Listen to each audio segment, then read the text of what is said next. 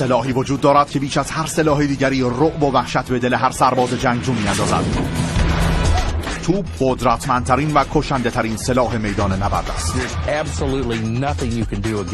آنقدر ویرانگر است که میتواند یک ارتش را به کل نابود کند. در خشکی، دریا و آسمان پناه بگیرید، چون به گذشته برمیگردیم تا پرده از ماجرای توپ برداریم.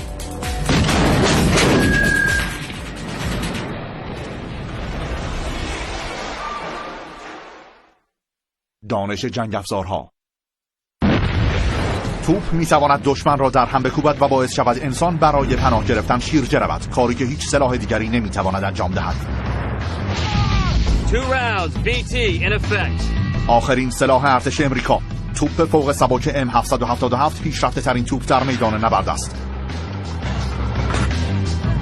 این توپ تمام خصوصیات لازم برای ایفای نقش اصلی در هر منطقه جنگی پیشرفته را دارد و میتواند تا فاصله 29 کیلومتری شلیک مرگبار داشته باشد. به علاوه میتواند گلوله‌های توپ را هر 30 ثانیه یک بار با دقتی بالا پرتاب کند.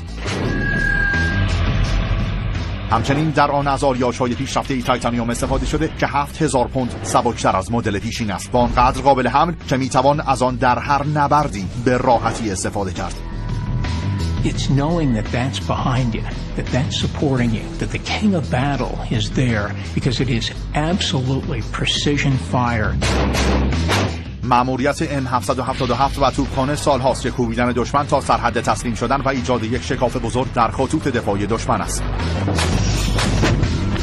برای رسیدن به این هدف، طراحان توپ در طول تاریخ جنگ‌ها همیشه سعی کردند تا در این موارد خبره شوند. برد، دقت، نرخ آتش و قابلیت حمل و نقل. اکنون به بررسی شجره‌نامه توپ و به مرور نسل‌های فناوری خواهیم پرداخت تا ببینیم چگونه توپ‌های بزرگ برد، دقت، قدرت شلیک و تحرک پذیریشان را افزایش دادند و در نهایت به بزرگترین و بهترین توپ صحنه‌های نبرد تبدیل شدند که همان M777 میباشد.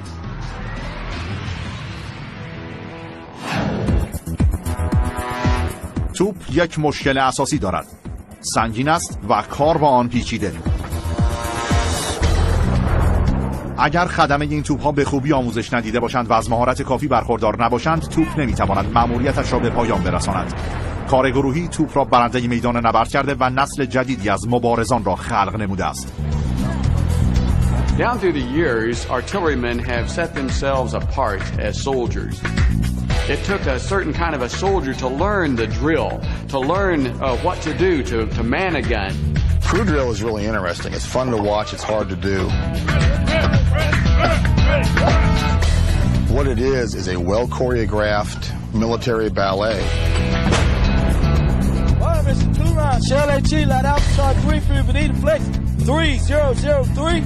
همیشه برای حمل و آماده سازی مهمات توپ به نیروی انسانی نیاز بوده است. خدمه‌ای که بتواند توپ را پر و شلیک کند و رئیس توپ، کسی که تمام این امور را هماهنگ می‌کند، نشانه‌گیری، صدور دستور و انجام اصلاحات لازم.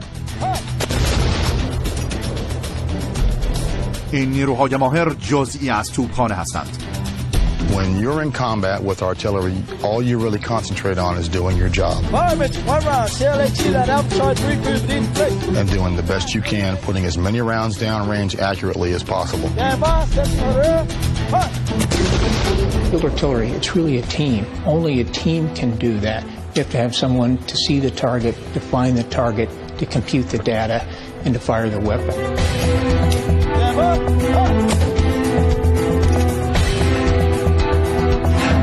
در گذشته جنگجویان باستان اولین کسانی بودند که اثر توپ را درک کردند و سلاح‌هایی خلق کردند که می‌توانست گلوله‌هایی از راه دور با قدرت تخریب زیاد پرتاب کند. در نبردهای خونین دوران باستان بود که اولین نسل قطعات مکانیکی توپ به وجود آمد. یونانیان و رومی‌ها اولین کسانی بودند که از این سلاح‌ها در خشکی و دریا استفاده کردند. آنها برای رسیدن به برد مورد نیازشان از اصول ابتدایی فیزیک و قدرت گشتاور پیچشی استفاده نمودند. All of the Greek and the Roman machines are torsion artillery, and they're all about storing torsion energy in skeins of rope. توپخانه صحرایی کهن از این انرژی ذخیره شده برای پرتاب گلوله به مسافت‌های دورتر استفاده می‌کرد. As the arms pulled back, so the skeins twist and tight. They store up tremendous amounts of energy. And it's just waiting for you to hit the trigger. And the moment you do, that torsion can be released. رومی ها از توپ‌های صحرایی سبک وزنی مثل منجنیق برای شلیک گلوله‌های مرگبار استفاده می‌کردند. پیکان‌های کوچک و سنگین و گلوله‌های سنگی صفوف دشمن را از فواصل طولانی در هم می‌کوبید. They could shoot, say, a 6-foot bolt 200, 300, 400 yards. And this bolt would penetrate the shield wall of the advancing enemy. منجنیق‌ها یکی از رایج‌ترین و کشنده‌ترین توپ‌های پیچشی آن دوران بودند. آنها می توانستند استحکامات دشمن را در هم بکوبند و به محاصره پایان دهند. وقتی سلاح‌هایی مثل منجنیق در میدان نبرد ظاهر می‌شدند، در دل صفوف دشمن رعب و وحشت می‌انداختند. اما آنها به زودی تحت شعاع یک سلاح مرگبار قرون وسطای جدید که باعث پیشرفت میدان جنگ شد قرار گرفتند. منجنیق قلعه کش. A new weapon system called the trebuchet was devised. This war machine was powered not by twisted fibers or the power of torque, but now employed gravity. It was a counterweight that had an arm, and as the counterweight would come down, that arm would fling a projectile. با استفاده از نیروی گرانش یک ارتش میتوانست گلوله یا حتی اجساد را به سوی قلعه ها پرتاب کند و آنها را یکی یکی از پا درآورد. They were extremely effective at keeping the people on the walls, keeping their heads down. They came in on a very high arcing trajectory and they dropped down out of the sky and land on these guys' heads if they didn't stay out of the way. اگرچه این سلاح‌ها از لحاظ فناوری ابتدایی بودند، اما اولین نسل توپچی‌ها ارزش تخریب روانی توپ بر دشمن را درک می‌کردند. It's psychological. It makes people feel that they're going to lose. It breaks them down.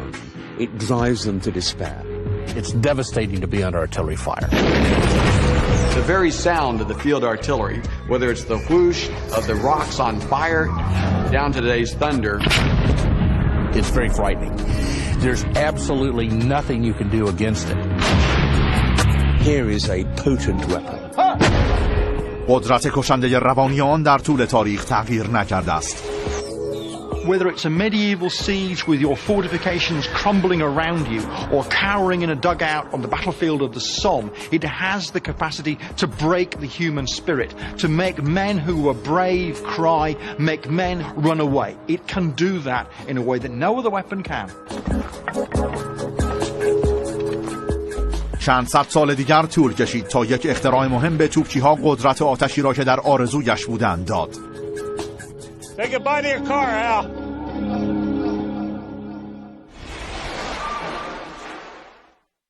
دانش جنگ افزارها. دانش جنگ افزارها. توپ خسارت بسیار زیاد ناگفته‌ای را در میادین نبرد امروزی به بار می‌آورد.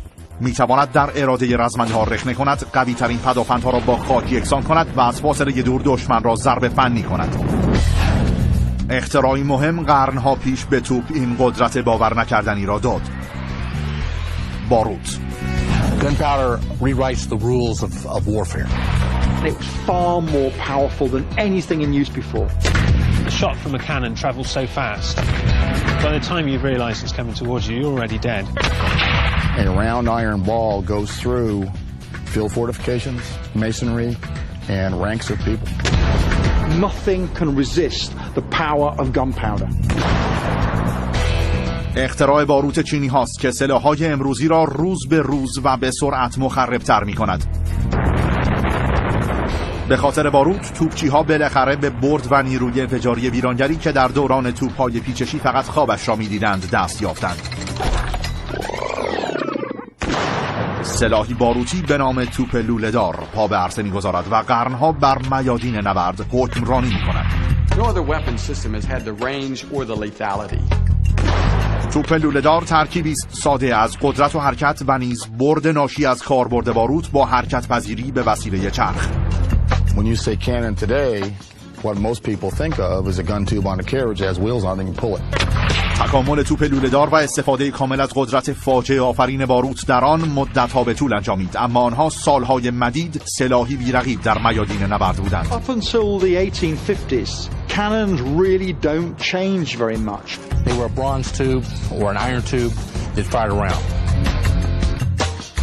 پیشرفت‌های حاصل در صنعت فلزکاری در نهایت به قوی‌تر شدن و سبکتر شدن این لوله‌ها منجر شد. Because the weight of the barrel could be reduced, the weight of the carriage could be reduced, and it made possible a new range of effective lighter guns. با این وجود این تفنگ‌های پیشرفته سبکتر هنوز از دهانه لوله پر می‌شدند و بدون خوان بودند. مقداری باروت و سپس گلوله به دهانه جلوی لوله توپ ریخته و کوبیده می‌شد.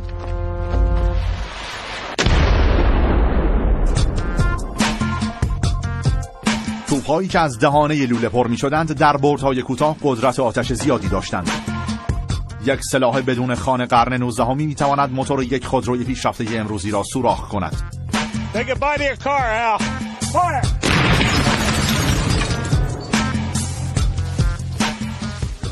Great shot. We got her. Did it come out the back? Something come out the back. Yep.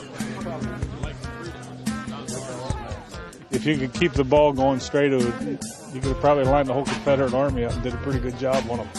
The energy is absolutely unbelievable. اما همه این توپ‌های لوله‌دار و تفنگ‌های بدون خوان اشکالات اساسی داشتند. Very importantly, every time you fire, the cannon jumps back. That means you can never regard them as being a very accurate weapon. Every cannonball will go in a different place, no matter how hard you try. چیزی که توپچی قرن 19 به آن نیاز داشت راهی برای بهبود دقت توپ بدون خوان بود. راه آن چیزی نبود مگر اختراعی که دقت توپخانه امروزی را متحول کرد: ایجاد خوان درون لوله. خوان باعث چرخش گلوله می شود و از لحاظ ژیروسکوپی آن را پایدارتر می کند. اصول کاربردی خوان در توپ هم به خوبی تفنگ کارایی دارد. People realize that if you put rifling in a tube, it spins the bullet, which makes it more accurate, it goes faster, and it goes longer. در دوران جنگ داخلی از توپ‌های جدیدی مثل اوردننس رایفل استفاده می‌شد و تفاوت در این توپ‌ها حیرت‌آور بود.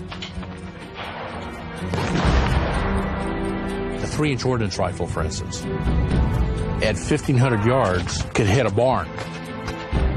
So could the 12-pound Napoleon gun. But the 12-pound Napoleon gun was a smooth-bore gun. And so that may have been able to hit the barn. But with the 3-inch ordnance rifle, you could put the round through the window of the barn. انقلاب صنعتی قرن 19 و پیشرفت‌های به دست آمده در فناوری فولاد منجر به تولید انبوه لوله‌های خواندار شد تا دقت شلیک همیشه ثابت باشد. You're making steel weapons now that are basically the same. You're going to be able to standardize the piece of artillery and get the fall of shot basically standardized. So that's going to have an effect on the accuracy of the weapon, but also on the concentration of fire on the target. یک جهش مهم دیگر باعث خواهد شد تا توپی که از دهانه پر می شود به سلاح کشنده‌ای که سرعت شلیک بالایی دارد تبدیل شود. Early cannons are loaded from the front, they're muzzle loaders.